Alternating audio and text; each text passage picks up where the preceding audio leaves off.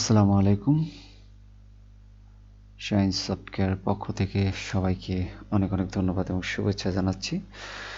আজকে আমরা ফটোশপ 2022 এর যে ইন্টারফেসটি আছে এই ইন্টারফেসটি নিয়ে আমরা কথা বলবো। তো আপনারা দেখতেই পাচ্ছেন আমার এখানে ওপেন করা আছে adobe ফটোশপ 2022 এর ইন্টারফেসটি। তো আমরা এখান থেকে ফাইল থেকেও আমরা নিউতে যেতে পারি অথবা ক্রিয়েট নিউ এখানে আমরা ক্লিক করতে পারি। ওকে, ক্লিক করলে দেখেন এখানে recent save, photo, print, art, এরপর হচ্ছে art and illustration, web, mobile, film, video. এগুলো কি? এগুলো হচ্ছে এক একটা ফরম্যাট, যে ফরম্যাটে আপনি আপনার ডিজাইনটি তৈরি করবেন।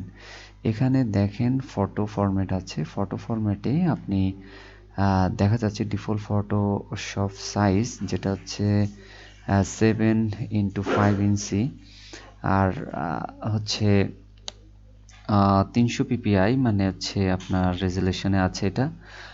এরপরে যেটা আছে সেটা হচ্ছে ল্যান্ডস্কেপ, এটা হচ্ছে 3x2 ইঞ্চি 300 ppi, মানে হচ্ছে রেজুলেশনের। আর এই সেম একইভাবে সবগুলো দিয়ে আছে দেখেন। ওকে, এটা হচ্ছে ফটো ফরম্যাট। এরপরে প্রিন্ট ফরম্যাটে যদি আপনি আসেন দেখেন ডিফল্ট আকারে দিয়ে আছে এখানে 8.5x11 ইঞ্চি। তারপরে আছে হচ্ছে এটা হচ্ছে লেটার ফরম্যাট, এটা হচ্ছে লিগাল ফরম্যাট 8.5x14 ইঞ্চি। ওকে, এইভাবে অনেক দেওয়া আছে, আপনারা দেখে নেবেন। এরপরে হচ্ছে আর্ট অ্যান্ড ইলাস্ট্রেশন, এখানে দেওয়া আছে 1000x1000 পিক্সেল। একটি কথা মনে রাখবেন, যারা নতুন আছেন তাদের জন্য এই বিষয়টি গুরুত্বপূর্ণ। আমাদের প্রিন্ট ফরম্যাটের বেলায় হবে হচ্ছে ইঞ্চি, এবং art and illustration, web, mobile যাই দেন না কেন সেখানে আসবে হচ্ছে পিক্সেল। তো পিক্সেল এবং হচ্ছে ইঞ্চি কেন আসে, কিভাবে হয়, এগুলো নিয়ে আমি পরে একটি ভিডিও বানাবো, কারণ এই ফরম্যাটে আমি আর ওটাকে অ্যাড করতে চাচ্ছি না। তো যাই হোক, এরপরে দেখেন 2000x2000 পিক্সেল। এরপরে হচ্ছে পোস্টার সাইজ আছে 18x24 ইঞ্চি। ওকে, এরপরে 4x6 ইঞ্চি। ওকে, এরপরে হচ্ছে 1920x1080। তো সেম একইভাবে আপনার ওয়েব ফরম্যাটও দেওয়া আছে দেখেন পিক্সেলের উপরে। ওকে, এখানে সব ফরম্যাট দেওয়া আছে।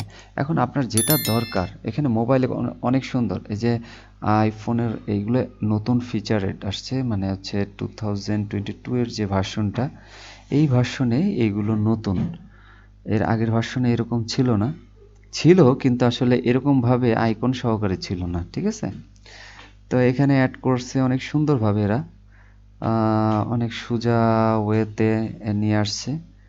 তো অবশ্যই আপনারা দেখবেন, মানে কোনো ফরম্যাট বাদ নাই। একজন গ্রাফিক্স ডিজাইনার হিসেবে কি কি দরকার এই ফটোশপে লেটেস্ট যে ভার্সনটি এটার মধ্যে অ্যাড করা আছে, আপনারা একটু দেখে নেবেন। এরপর ফিল্ম অ্যান্ড ভিডিও, এই ফিল্ম অ্যান্ড ভিডিওতে আপনার ফিল্মের উপরে কাজ করার জন্য যত ধরনের সাইজ আছে এই সাইজগুলো এখানে অ্যাড করা আছে। ওকে, এরপরও কথা থাকে, যদি আপনি আপনার মতন করে সাইজ নিতে চান তাহলে অবশ্যই ডান সাইডে আপনার এখানে আছে 1920x1080 আর রেজুলেশন আছে 72 আছে হচ্ছে পিক্সেলে। আপনি এটাকে চেঞ্জ করে নিতে পারেন, কোনো সমস্যা নাই। এরপরে আপনি ক্রিয়েট দিতে পারেন। এখন কথা হচ্ছে, আমি এই ফরম্যাটটাকে ক্লিক করার পরে সাথে সাথে দেখেন এখানে চেঞ্জ হয়ে যাচ্ছে। তার মানে কি অটো সে এখান থেকে ধরে নিচ্ছে। আমি যখন ক্লিক করতেছি 4K ভিডিও যদি আপনি তৈরি করতে চান কিংবা হচ্ছে যে ফরম্যাটের কোনো গ্রাফিক্স করতে চান, তাহলে অবশ্যই 4K তে চাপ দিলে আপনার এখানে চলে আসবে 3840 ইন্টু 2160 রেজলিউশন 72। ওকে, তো আমরা রিসেন্ট তো নাই, ওকে, আমাদের যেহেতু নতুন সেভ অপশনও নাই, আমরা ফটো অপশনে ওকে সমস্যা নেই, আমরা ফটো প্রিন্টেও কাজ করব না, আমরা আর্ট অ্যান্ড ইলাস্ট্রেশনে আছি, এটাও নিতে পারি অথবা হচ্ছে ওয়েবে আমরা যেতে পারি।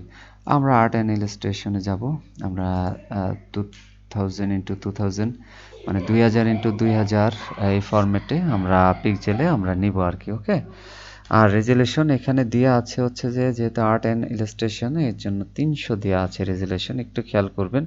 আপনারা কিন্তু ওয়েবে এবং হচ্ছে মোবাইলে এবং ফিল্মে আপনি দেখবেন এখানে রেজুলেশন আসছে 72। ওকে,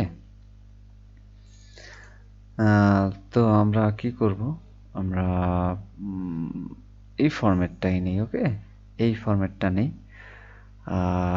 1920 ইন্টু 1080।